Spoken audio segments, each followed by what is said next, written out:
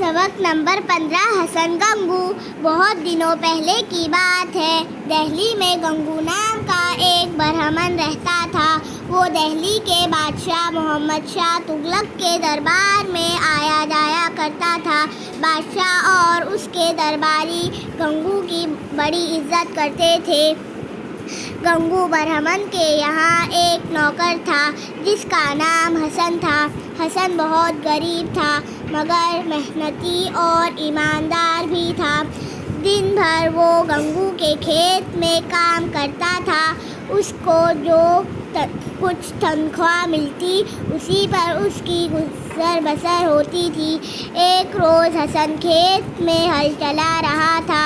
उसका हल किसी चीज़ में फंस गया। हसन काम करने से रुक गया। उसने ज़मीन खोद कर देखा तो वहाँ एक घड़ा था। वो घड़ा अशरफियों से भरा हुआ था। इतना बड़ा खजाना पाकर हसन को बेहद खुशी हुई, मगर उसे ख्याल आया कि ये खजाना तो गंगू के खेत में मिला है। गंगू ही उसका हकदार है। वो अशरफियों का घड़ा लेकर गंगू के पास पहुंचा। उसने गंगू को सारा हाल सुनाया। वो हसन की दयानतदारी से बहुत खुश हुआ।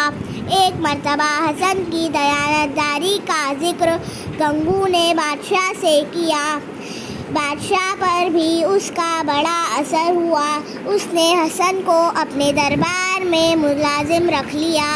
दरबार में भी वो बहुत मेहनत और ईमानदारी से काम करता रहा।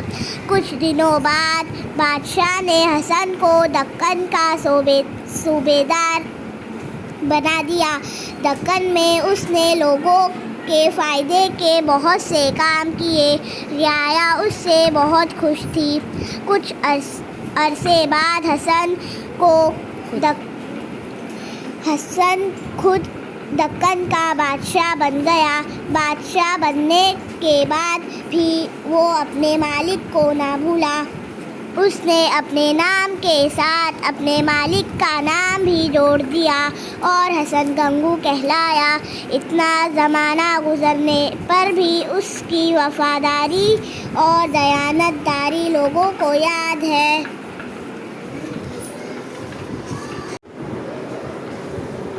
एक जुमले में जवाब लिखो। गंगू के नौकर का क्या नाम था?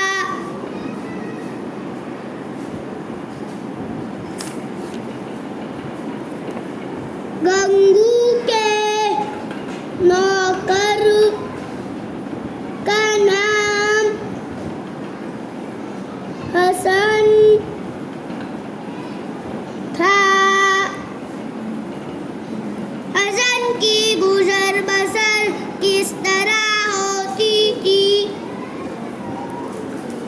हसन की